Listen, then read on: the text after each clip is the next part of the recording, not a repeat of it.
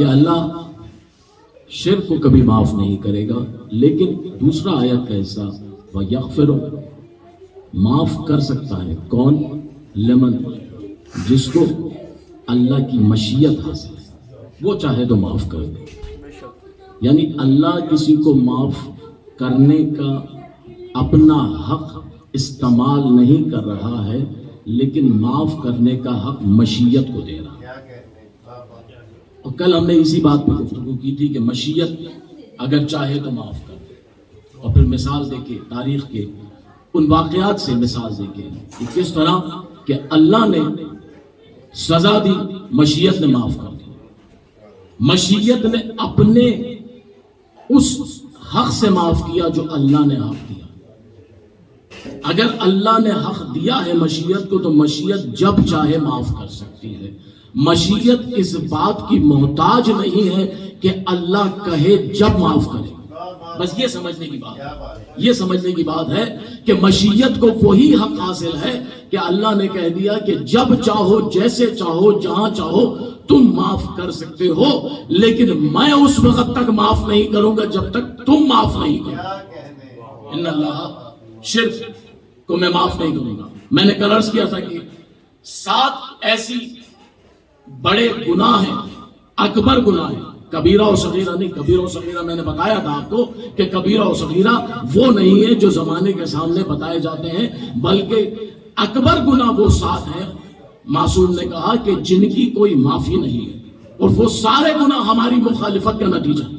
وہ سارے گناہ جتنے بھی ہیں، وہ 7 گناہ جو ہیں، مولا فرماتے ہیں کہ کبائر و اکبر 7، اس کے 7 بڑے گناہ ہیں، وہ 7 بڑے گناہ ہماری مخالفت کی وجہ سے ہیں۔ پہلا شرک ہے۔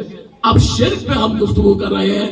اب میں نے کل باقی 7 بھی 6 بھی بتائے تھے، آج پھر کہہ دوں کہ وہ شرک ہے۔ اس کے بعد حقوق والدین ہے، اس کے بعد یتیموں کا مال کھانا ہے، اس کے بعد راہ فرار نہ اختیار کرنا ہے، اس کے بعد کسی معصومہ پر کوئی تہمت نہیں لگانا ہے، اور اس کے بعد یہ جتنے بھی ہیں گناہ، یہ جتنے بھی اکبر گناہ ہیں، یہ وہ گناہ ہیں جن کی اللہ کسی صورت میں معاف نہیں کرے گا۔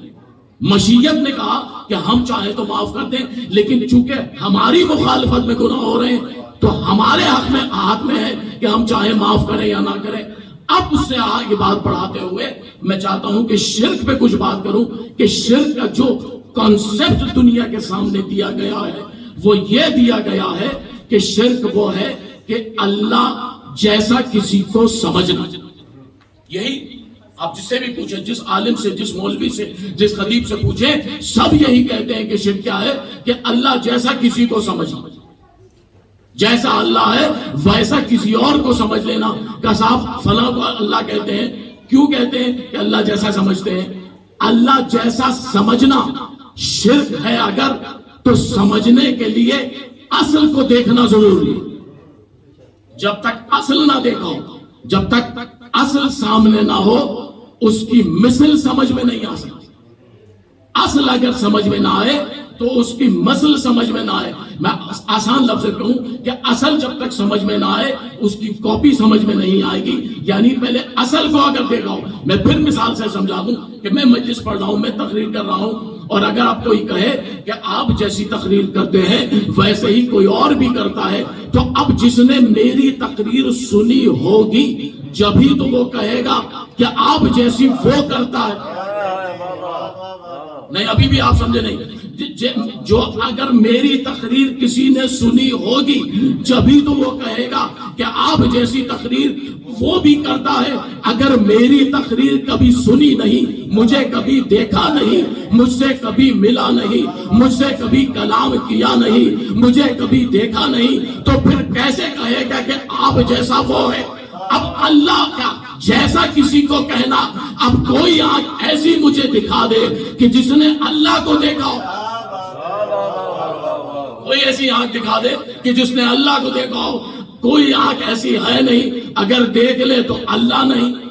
اللہ وہ ہے، اللہ کہتا ہے کہ میں ہوں، نہ جان رکھتا ہوں، نہ جسم رکھتا ہوں، نہ جب جان بھی نہیں رکھتا، جسم بھی نہیں رکھتا، تو پھر نظر کیسے آئے؟ اور نظر آ جائے اللہ نہیں، ذہن میں سما جائے اللہ نہیں، خیال میں آ جائے اللہ نہیں، بات حل کلام ہو جائے اللہ نہیں۔ اللہ کہہ رہا ہے نہ مجھے کوئی دیکھ سکتا ہے نہ مجھ سے کوئی کلام کر سکتا ہے، میں پھر بھی اللہ ہوں۔ تو جب اللہ کو دیکھا نہیں تو اس کی مثل کیسے ہو سکتی ہے؟ یعنی پتا چلا کہ شرک کی وہ تعریف جو ہمارے سامنے پیش کی جاتی ہے کہ اللہ جیسا کسی کو سمجھنا شرک ہے، وہ غلط ہے۔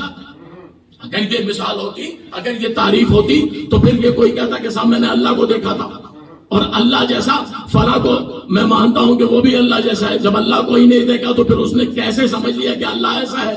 پتا چلا کہ شرک وہ نہیں ہے جو تم سمجھتے ہو، بلکہ شرک کچھ اور ہے، شرک کچھ اور ہے۔ بس یہی میں بتانا چاہتا ہوں کہ شرک کا جو کانسیپٹ لیا جاتا ہے، شرک جو معنی لیے جاتے ہیں، وہ نہیں ہے جو دنیا سمجھتی ہے۔ شرک کے معنی کچھ اور ہے۔ اگر وہ شرک کے معنی نہ سمجھے جائے تو نہ شرک سمجھ میں آئے گا نہ اللہ سمجھ میں آئے گا۔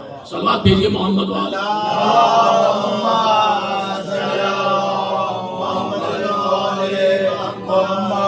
توجہ ہے نا جناب؟ بات واضح ہو رہی ہے نا؟ میں چاہتا ہوں بات واضح ہوتی ہے، بات آسان لفظوں میں ہوتی رہے۔ میں چاہتا ہوں کہ یہاں سے اس مجلس کے ذریعے آپ کو وہ چیزیں آپ تک پہنچا سکوں۔ ماشاءاللہ آپ صاحبان علم و شعور ہیں، صاحبان فہم و ادراک ہیں، صاحبان ذکاوت ہیں۔ آپ مجلس سے سنتے ہیں، آپ مطالعہ کرتے ہیں، آپ خطیبوں کی مجلس سے سنتے ہیں، آپ مجھ سے زیادہ بہتر جانتے ہیں۔ لیکن اگر کوئی کانسیپٹ ایک بن جائے تو وہ مستند سمجھا جاتا ہے، وہ اتنا سخت بن جاتا ہے کہ لوگ صرف اسی کو فالو کرتے ہیں، اسی کی پیروی کرتے ہیں، چاہے وہ غلط ہو، چاہے وہ غلط ہو۔ میں نے آپ کے سامنے کہا نا، آپ کسی سے پوچھے شرک کیا ہے، آپ کسی کو کہہ دیں صاحب یہ اللہ جیسا ہے، فوراً کہہ دیں گے شرک ہے۔ یہی کہیں گے نا بھائی، اگر کوئی کہہ دے کہ صاحب یہ فلاں اللہ جیسا ہے، فوراً کہیں گے شرک ہے۔ کیوں؟ اس لیے کہ تم نے اللہ جیسا کہہ دیا۔ اگر اللہ جیسا کہا ہے تو پہلے اللہ کو سمجھنا ہوگا، اللہ کو دیکھنا ہوگا کہ اللہ کیسا ہے۔ اور شرک کے اوپر اگر کسی نے سب سے زیادہ جس نے بحث کی ہے تو وہ کوئی نہیں، وہ مشیت ہی ہے، وہ مشیت ہے۔ بھائی دیکھیں نا، نبی آئے، جتنے نبی آئے کسی نے کیا توحید پہ بحث کی، شرک بحث کی؟ نہیں۔ جتنے نبی آئے حمد کرتے رہے، ثنا کرتے رہے، دعا کرتے رہے، تقاضا کرتے رہے، شکوہ کرتے رہے، معافی مانگتے رہے، حکومتیں مانگتے رہے، سلطنتیں مانگتے رہے، صحت مانگتے رہے، جان کی امان مانگتے رہے، توحید کے اوپر گفتگو نہیں کی۔ بھئی جناب آدم آئے، جناب آدم سے پوچھیں کہ اللہ کیا ہے؟ ان سے کہا بس اللہ کی عبادت کرتے ہیں، اللہ کی عبادت کرنا ہے۔